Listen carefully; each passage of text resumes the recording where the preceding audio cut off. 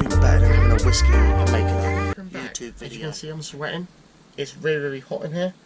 I haven't got no windows open. The reason is I'm just doing a test on the log burner. I want to see if the carbon monoxide or the smoke alarm goes off. This is the 5th test, so yeah, I know it's all good. I'm sweating like a monkey, and I had a couple of shots of whiskey. So, big update. Let me show you what I've been up to. I'm not going to go to the back doors. I've done a lot of modifications to the toilet area, but obviously on the other side. So let me just spin you around and give you my thoughts. The first thing is the log burner. That's been on for over an hour now. Testing it out. It's starting to cool down. I'm not going to put no more wood in it. No smoke. Working brilliantly. I love this thing. This is one of the, I don't know, it's one of the best investment in my van, but it's a need, especially if there's a family of 5, and a lot of people don't realise there's a family of 5 living in this van. I'll just give you a little look round. So I've got a bunk bed area up here, and that is 5'8", I think. Yeah, 5'8", but if you're going to hang your legs off 6 foot, you can hang your legs off, no problem. So I can sleep in there, no problem. If you look at them, what's it called, them little boats, I think in Japan, that's the size of your cabin. It may be smaller, I'm not really sure. I've just done the backboards here. These are temporary backboards. I will be cutting these out later and scribing them, shall I say, scribing them, and making different plates or boards or whatever you want to call them. This is like cardboard, so yeah, it's quite thin, and then I'm gonna carpet the board. But yeah, that's done. The toilet area is still holding up. Basically behind here, should I say, it's quite, as you can see there, it's quite flimsy. It's got a 5mm chipboard behind that, and behind that is where you fill up this toilet. Right, as you can see, the toilet's really flush now. Just got to silicone it in, and it's looking pucker. The floor is DIY'd, and just watch my videos and you see how I've done that. And I've checked the underneath the board to see if any water's going through, you know, seeking through or anything like that. It's solid. There's no water leaks. Unbelievable. So this is just stuff we use on roofs, basically. And it works brilliantly, as you can see. Yeah, MDF 20mm, and I painted on top of that, and all the edging is plastic PVC. It's working like a treat. So underneath here now, where the toilet is, so you can see the toilet there, and I've got a little, like a lip. All my gas bottles and, you know, like junk and stuff what you don't use is underneath that basin on the other side. Working like a treat. The only thing I've got to do is remove all this silicone, what I've been lazy to do. Remove all the silicone and, you know, neaten things up, and yeah, the toilet area is nearly done. I'm not sure if I'm going to put a sliding door here, because I've still got to put some plastic trimming on here to neaten things up, make it look good. Like this side, didn't put a cap on that one, but yeah, you know what I'm saying. But yeah, that was a cheap bathroom, DIY'd to build. That was a really cheap option, you know. I did have the PVC for that toilet, should I say, the plastic. But the thing is, because my wheel arch is here, it was going over, and then the pipe work would go down here. The PVC had to be raised a bit higher, from, you know, for my likings, and then my head would have touched the ceiling. But now, if I go in there, let me show you. My head, I've got fishing rods in here, everything. Don't hit the ceiling.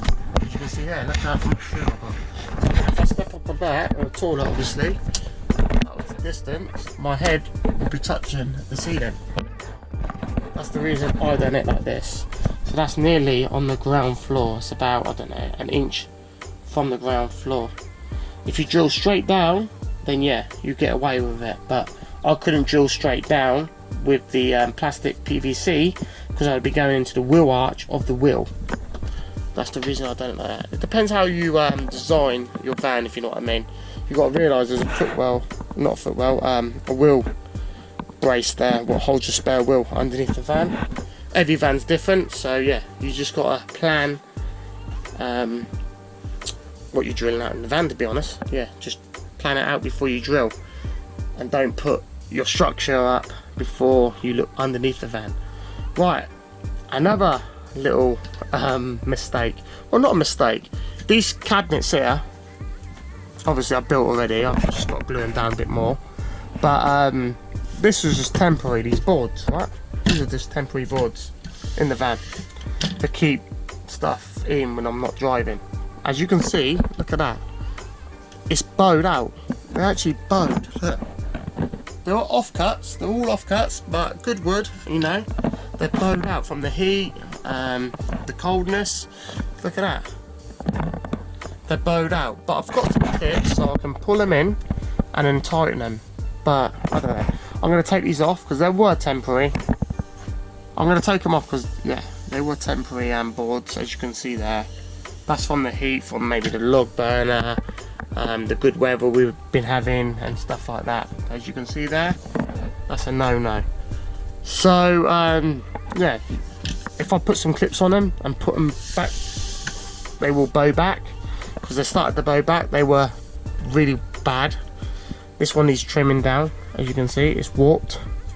This is warped as well. This one's okay because it was pinned. This one wasn't pinned, but inside is alright, as you can see there. But yeah, that's DIY for you. So these plywood, I wouldn't recommend in your camper van if you've got, I don't know, high temperatures. I don't know, because obviously, as I just said, it was the weather as well. It wasn't just the log burner, and that does kick off some heat. That's what a lot of people don't realise, that kicks off some heat. So when that's on, all these are open. You know what I mean? Not now, because obviously I'm going back in now. Just doing a little update for you lot, but usually all my air vents are open, the side window's open, and as you can see I haven't got the reflectix on there. This is a blacked out window, so people can't see in. Well, they can, but they can't, if you know what I mean. I've just ordered the VW curtain for it, so when that VW curtain comes, that'd be, you know, a bonus, easier to access. This window as well, pucker. I've got my what's it called, that cheap, well, it's meant to be 100 watts, it's about 40 watts solar, and I'll just leave that in that window now to trickle charge the batteries. It bends, it's pretty good, it's not bad for 20 quid, to be honest. It's not bad, it's not bad, trust me, it's not bad. So the main thing is the bed. Check the bed out. I just can't believe this bed cost me under, I think, 20 quid, so about 17 quid, I can't remember, but it was cheap. With the hinges, you can buy these from Home Bargains, or Home Bargains, or what's the other one? B&M? For cheap. I think you get 4 for 99p for the hinges. I'm going to put a couple more hinges on here, because obviously it's going to be holding weight, but let me just show you this, because this is awesome, and I haven't seen no one thought about this. So the bed will turn into a double. I'm not sure the measurements now, but let me just show you this. Watch this. Do this try and do it to ends. Bam! Look at that, look at that, look how easy that is. Bam! And look how strong that is. Let me just stand on it to show you. Look at that. Right? And that's all I've used, is those brackets. Check that out. I used some Gorilla Glue as well, just to make it even stronger for the brace. But look at that. I need to trim this one down a tiny bit more. As you can see, it's a bit swayy here. But yeah, if I put it in, then it's levelled. But yeah, just a little bit on that side. But remember, your weight's going to be in the middle, isn't it? So your head's going to be there, your leg's going to be there, or vice versa. And your weight will be here. So, yeah. And don't worry, the gas bottle's not going to be near the diesel heater. I do know that. And the fuel tank. That's my boat there. So stay tuned if you want to see the boat. The boat is an awesome boat from XCape. Go and check his channel out. He's got a new channel on YouTube called XCape. If you see my social media on my boat, jump over there. Lovely boat. But yeah, that is the bed.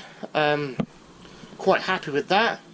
I've ordered, well, not ordered, I've got to collect the wood to finish it off from what's it called, home base? Yeah, home base. As you know, we're in this quarantine thing. It's very hard to.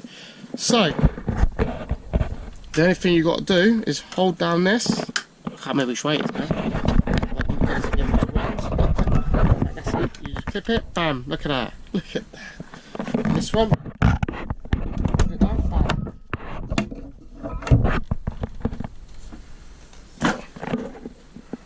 Look at that.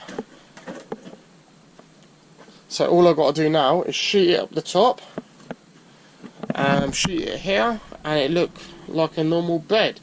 And as you can see, it's all floating. So I'm using this support for the bed, and I've screwed it into the main brace on the van. So it's got support there. I put a support beam here, what you don't really need. And this one's got a full leg, as you can see here, to support 45s going down. There's nothing at the back, so it's less weight as possible. Less weight, so yeah. There's not that much wood there. That's what I wanted, you know? That is the dream bed to have if you want to save on weight and that. So the only thing I've got to do now, as I said, is put some more hinges on there, because obviously these are for door hinges. It's not meant to carry weight, but if you put another, I don't know, 6 with the 3, that's going to be strong as hell. Okay. The freezer is doing really, really good. Took that fish in the other day. Done brilliantly.